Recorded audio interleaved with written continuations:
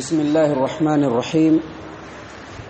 والصلاة والسلام على رسوله الكريم وعلى آله وصحبه أجمعين ومن تبعهم بإحسان إلى يوم الدين أما بعد.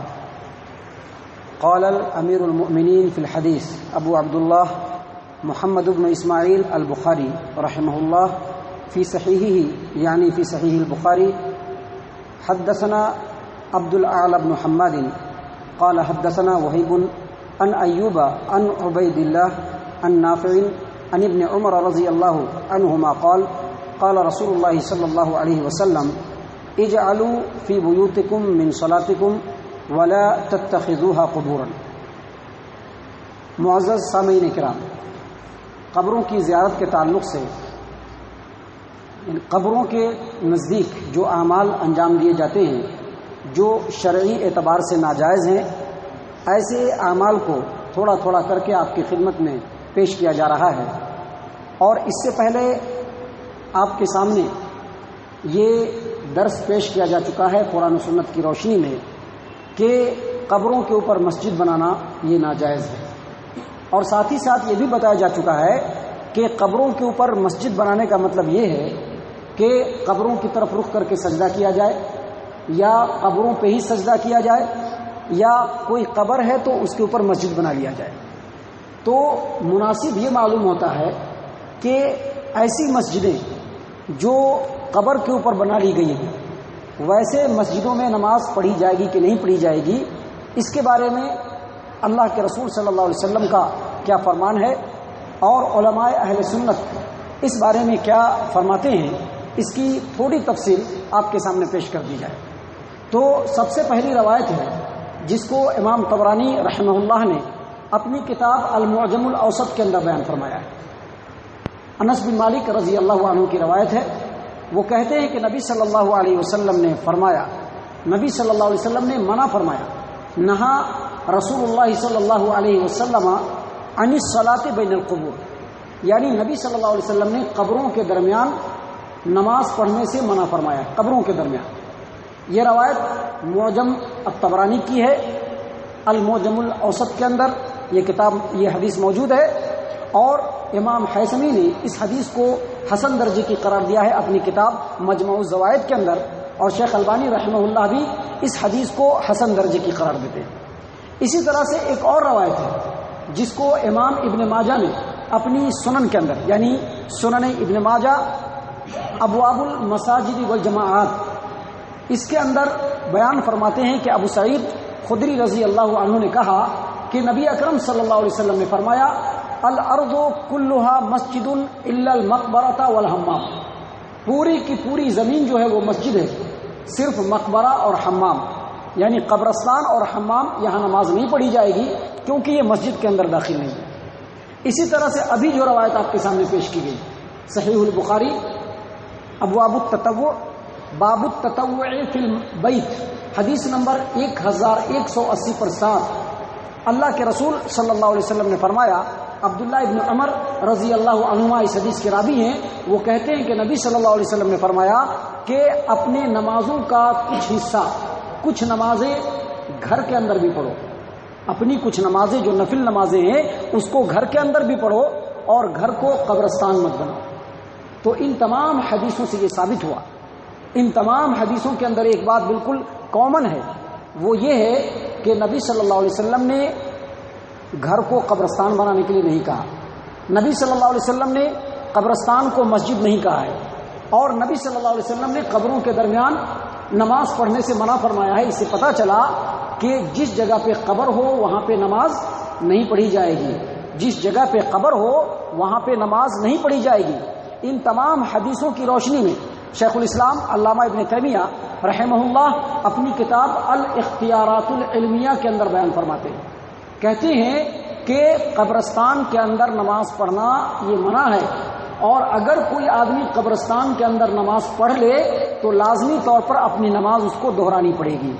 شیخ الاسلام علامہ ابن تیمیہ رحمہ اللہ کی ایک کتاب ہے مجموع فتاوی، جو بہت مشہور و معروف کتاب ہے، اس کے اندر شیخ الاسلام لکھتے ہیں کہ اگر کسی قبر کے اوپر مسجد بنا لی گئی ہو،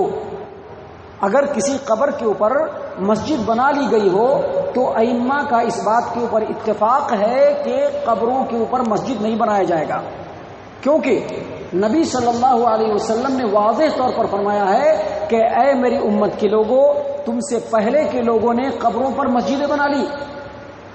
لہذا تم لوگ قبروں پر مسجدیں نہیں بنانا، میں تم کو اس سے منع کرتا ہوں۔ لہذا شیخ الاسلام علامہ ابن تیمیہ رحمہ اللہ کہتے ہیں کہ اگر کوئی ایسی مسجد ہے جو مسجد پہلے سے بنی ہو، اس میں میت کو دفن نہیں کیا جائے گا، لیکن اگر کوئی ایسی مسجد ہے جس میں پہلے سے مسجد بنی ہوئی تھی، بعد میں وہاں پہ میت کو دفن کیا گیا، تو لازم اور ضروری ہے کہ قبر کو وہاں سے تبدیل کیا جائے، یا تو مردے کو وہاں سے ہٹا دیا جائے یا کسی بھی طریقے سے قبر کو وہاں سے ختم کیا جائے۔ اور اگر ایسا ہے کہ قبر پہلے سے موجود تھا اور وہاں پر بعد میں مسجد بنائی گئی، تو لازم ہے یا تو مسجد کو ختم کیا جائے یا پھر قبر کو ختم کیا جائے، کیونکہ ایسی مسجد جس کے اندر قبر ہو وہاں پہ نہ تو نفل نماز پڑھنا جائز ہے اور نہ ہی فرض نماز پڑھنا جائز ہے۔ اسی طرح سے شیخ الاسلام علامہ ابن تیمیہ رحمہ اللہ اپنی ایک اور کتاب اقتضاء الصراط المستقیم کے اندر فرماتے ہیں کہ بہت سارے نبیوں،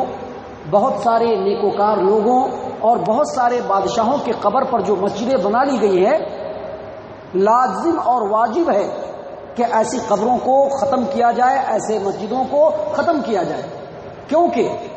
تمام علماء جو ثقہ اہل علم ہیں ان کا اس بات کے اوپر اتفاق ہے کہ جس قبر کے اوپر مسجد بنائی گئی ہے وہاں پہ نماز پڑھنا بالکل ناپسندیدہ عمل ہے۔ اور شیخ الاسلام علامہ ابن تیمیہ رحمہ اللہ مزید کہتے ہیں کہ میرا موقف یہ ہے کہ ایسی مسجد جس کے اندر قبر ہو، ایسی مسجد جس کے اندر قبر ہو، اس کے اندر کسی بھی طرح کی کوئی نماز قابل قبول نہیں ہوگی۔ اسی طرح سے محدث العصر علامہ البانی رحمہ اللہ اپنی کتاب تحذیر الساجد کے اندر تمام ائمہ حنابلہ کا یہ مسلک اور موقف بتلاتے ہیں کہ ایسی مسجد جس کے اندر قبر ہو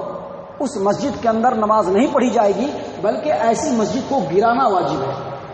اور سماحت الشیخ عبدالعزیز بن عبداللہ بن باز رحمہ اللہ اپنی کتاب مجموع فتاوی کے اندر لکھتے ہیں کہ جس مسجد کے اندر قبر ہوگی اس مسجد میں نماز پڑھنا کسی بھی طریقے سے جائز نہیں۔ تو ان تمام جو حدیثیں ہیں اور جو اہل علم کے بیانات ہیں، ان تمام کی روشنی میں یہ پتہ چلتا ہے کہ ایسی مسجد جس کو قبر کے اوپر بنا دیا گیا ہو اس مسجد کے اندر نماز نہیں پڑھی جائے گی، اور ایسی مسجد جس مسجد کے اندر میت کو دفن کیا گیا ہو وہاں پہ بھی نماز نہیں پڑھی جائے گی، چاہے قبر آگے ہو پیچھے ہو کہیں پر بھی ہو۔ مسجد کے کمپاؤنڈ کے اندر اگر قبر ہوگا اس مسجد کے اندر نماز پڑھنا کسی بھی طریقے سے جائز نہیں ہے۔ تو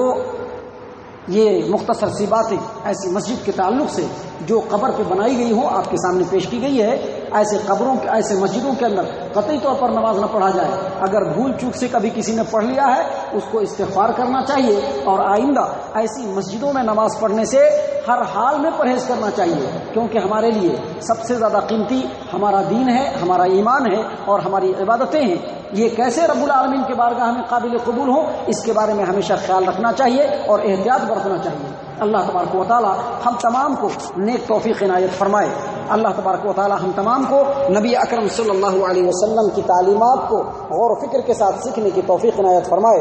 اور اس علم کے اوپر عمل کرنے کی توفیق عنایت فرمائے۔ آمین یا رب العالمین۔ وما علینا الا البلاغ المبین۔